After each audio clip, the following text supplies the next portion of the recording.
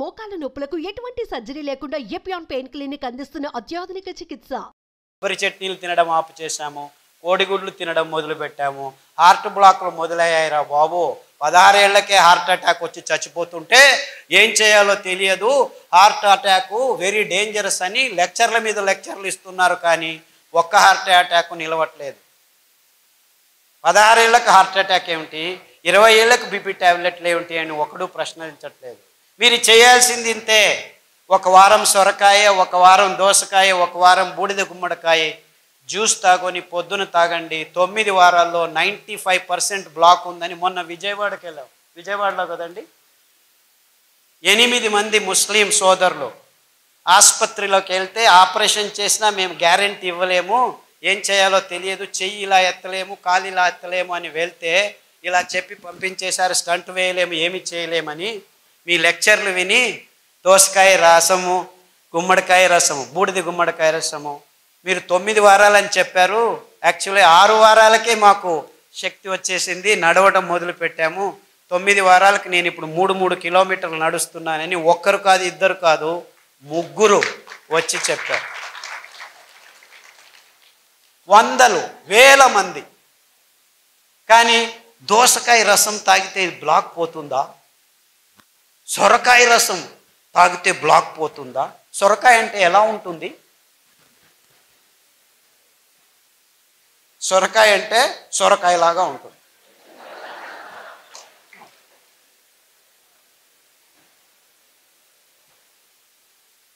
అంటే మన అద్భుతమైన పదార్థాలని మనం గుర్తించలేని నీచ స్థితికి దిగజారిపోయాం మనం. ఎంత వైవిధ్యమైన ప్రదేశం మనది. అది ఎన్ని కూరగాయలో, ఎన్ని ఆకుకూరలో, ఎన్ని ఫలాలో, ఎంత అమృత ఫలం. జాంపండు వస్తుంటే మేము దిగి జాంపండు అక్కడే తిని వచ్చేసాం. అమృత ఫలం, పేరే అమృతం, పరిపూర్ణ ఫలం. కానీ ఏమంటున్నారు? పాలు పరిపూర్ణ ఆహారం అంటున్నారు. పాలు మీకు పరిపూర్ణ విషం. ఇంత అద్భుతమైన పండును పెట్టుకొని కివీ ఫ్రూట్ తినండి, స్ట్రాబెర్రీ తినండి. అది స్ట్రాబెర్రీ ఎక్కడ పెరుగుతుందో తెలియదు. లేదు లేదు, మేము పెద్దగా వేసి స్ట్రాబెర్రీని పెంచిస్తున్నాము, ఇజ్రాయేల్ నుంచి టెక్నాలజీ తెస్తున్నాము, ఆక్వాకల్చర్ చేస్తాము, ఇది చేస్తాము, అది చేస్తాము. అలా పెంచాల్సిన కర్మ మనకేమిట్రా? ఆ సీతాఫల పండు ఊరికి అదంతకదే పెరుగుతుంది, రాళ్ళ సందుల్లో పెరుగుతుంది.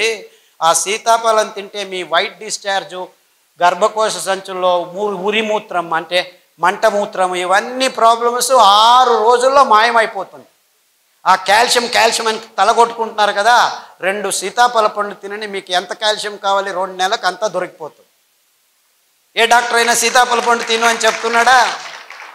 నువ్వులు తినండి, ఒక లడ్డు, 100 గ్రాముల లడ్డు 1 లీటర్ పాలల్లో ఉన్న కాల్షియం మీకు దొరికి టేస్ట్ చేస్తుంది. 1 లీటర్ పాలు తాగితే మీకు దొరికేది 180 మిల్లీగ్రాముల కాల్షియమే.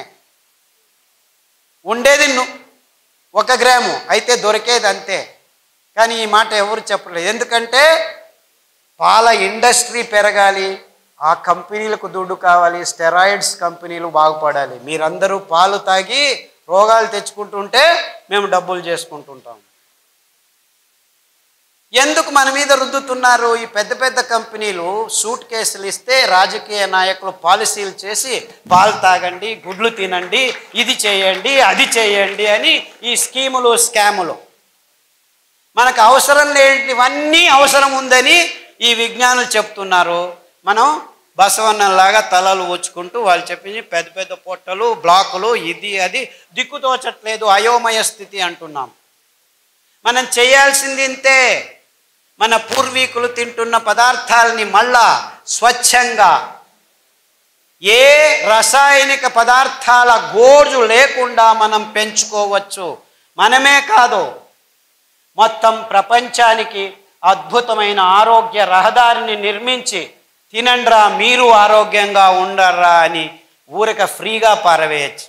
ఎందుకంటే ఈ ధాన్యాలు ఎక్కడ పడితే అక్కడ బయలుసీమల్లో, బంజరు భూముల్లో ఎవరి అవసరము లేదు, 4 వానలు చాలు. మీరు ఆ బియ్యాన్ని పెంచాలంటే 8,000 లీటర్ల నీళ్లు కట్టాలి 1 కేజీ పెంచేదానికి. అందరూ ఈ కొర్రలు చాలా ఎక్కువ అని అంటున్నారు. కానీ ఆవిడ చెప్పినట్లు రైతులకు దొరికేది 10 రూపాయలే, ఈ మిడిల్ ఫీలర్స్ తీసుకుంటున్నది 100 రూపాయలు. సో ధర ఎక్కువ ఉండేది రైతు వల్ల కాదు, ఈ మిడిల్ మ్యాన్ వాణిజ్యీకరణం వల్ల.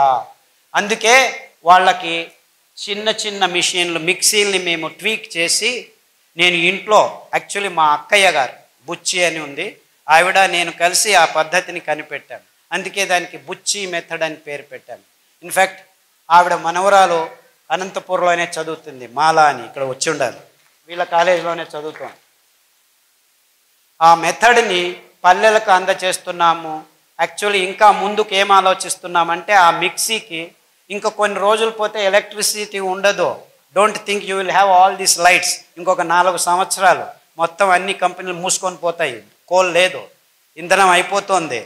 సో నిజంగా అప్పుడు మీరు భోంచేయాలంటే భానుజా గారి దగ్గర రావాలి, ఎందుకంటే వాళ్ళు మాత్రమే మీకు బియ్యం ఇవ్వగలరు. అర్థమవుతుందా? ఆ మిక్సీని పనిచేసేదానికి we have designed a small solar plate. ఒక మిక్సీకి ఒక సోలార్ ప్లేటు.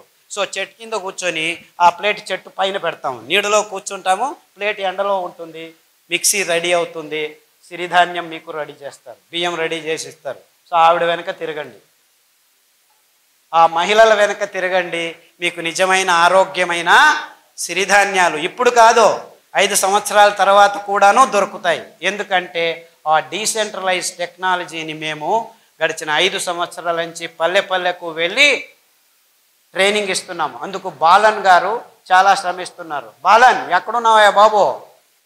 ఆయన ముందుకు రాడు, వెనకలు ఉంటాడు మహానుభావుడు. బాలన్ అని ఆయన ప్రతి పల్లెకు వెళ్ళి ట్రైనింగ్ ఇస్తున్నాడు.